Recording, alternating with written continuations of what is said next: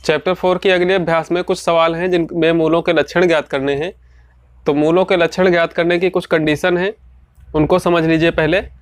जैसे कि एक द्विघात समीकरण दिया हुआ है, तो इसका जो व्यापक रूप होता है वो होता है ax square plus bx plus c बराबर 0। तो इस समीकरण से तुलना करा करके a, b और c फाइंड कर लेते हैं। इसके बाद आते हैं विविक्तिकर पर। तो विविक्तिकर क्या होता है, d बराबर बी स्क्वायर माइनस 4ac। अब ये जो मूलों के लक्षण हैं, ये जो विविक्तिकर दिया हुआ है d, इसी पर निर्भर करते हैं। तो इसमें 4 कंडीशन दी हुई हैं। पहली कंडीशन है कि जो बी स्क्वायर माइनस 4ac है वो क्या है, 0 से बड़ा है। B square minus 4ac is greater than 0। तथा कंडीशन है कि तथा पूर्ण वर्ग हो, यानी कि जब इसमें हम मान रखें तो इसका मान 0 से बड़ा है, और 0 से बड़ा होने के साथ साथ क्या हो, पूर्ण वर्ग भी हो। तब क्या होंगे, मूल इसके वास्तविक होंगे, परिमेय होंगे और भिन्न भिन्न होंगे। 2 मूल आते हैं द्विघात समीकरण में, तो दोनों मूल जो होंगे वो अलग अलग होंगे।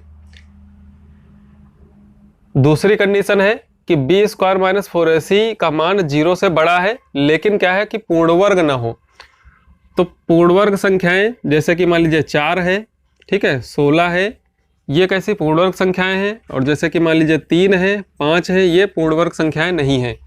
तो दूसरी कंडीशन है कि बी स्क्वायर माइनस 4ac का मान 0 से बड़ा तो हो लेकिन पूर्ण वर्ग ना हो। तो इसमें सिर्फ एक चीज़ बदल जाएगी, मूल वास्तविक रहेंगे, यहाँ पर परिमेय की जगह पर अपरिमेय हो जाएंगे, और मूल जो दोनों होंगे वो भिन्न भिन्न होंगे। अगली कंडीशन है जो सबसे ज़्यादा यूज की जाती है, बी स्क्वायर माइनस 4ac बराबर 0। तो इस कंडीशन में क्या होता है, मूल वास्तविक तो होंगे और साथ में दोनों मूल जो होंगे वो दोनों समान होंगे। चौथी कंडीशन है कि B square minus 4ac is less than 0, यानी कि जो बी स्क्वायर माइनस 4ac विविक्तकर है, इसका मान क्या है कि 0 से कम हो। तो 0 से कम कौन क्या होता है कि 0 से कम जो होती है संख्याएं वो माइनस की संख्याएं होती हैं। यानी कि जब हम बी स्क्वायर माइनस 4ac में मान रखें तो यहाँ पर हल होकर के कि माइनस की कोई संख्या एक ऋणात्मक संख्या आ जाए, तो उस कंडीशन में मूल क्या होंगे, इसके काल्पनिक होंगे। अब ये चारों कंडीशनें ध्यान करनी है, और इन्हीं के आधार पे जो प्रश्न हैं उनके मूलों के लक्षण ज्ञात करेंगे। तो यहाँ पर एक एग्जाम्पल लिया है, इसको देख लीजिए। जैसे दिया है कि 8x square minus 10x plus 3 बराबर 0।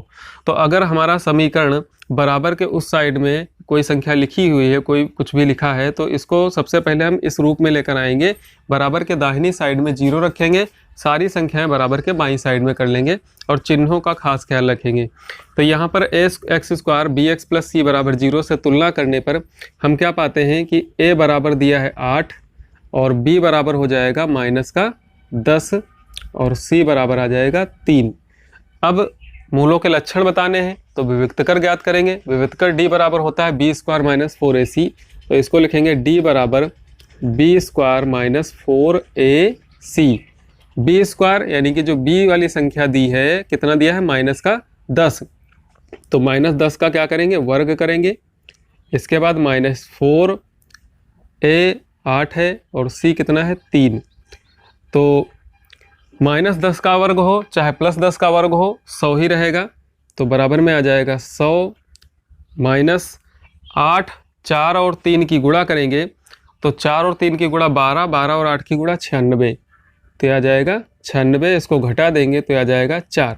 अब यहाँ पर हम देखते हैं कि जो d हमारा है वो क्या है, 4 है, और 4 जो है संख्या क्या होती है, 0 से बड़ी होती है, धनात्मक भी है, और साथ में कंडीशन क्या है कि एक पूर्ण वर्ग संख्या भी है।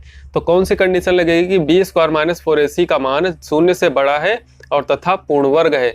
तो हम कह सकते हैं कि इसके मूल जो होंगे वास्तविक होंगे, परिमेय होंगे और भिन्न भिन्न होंगे।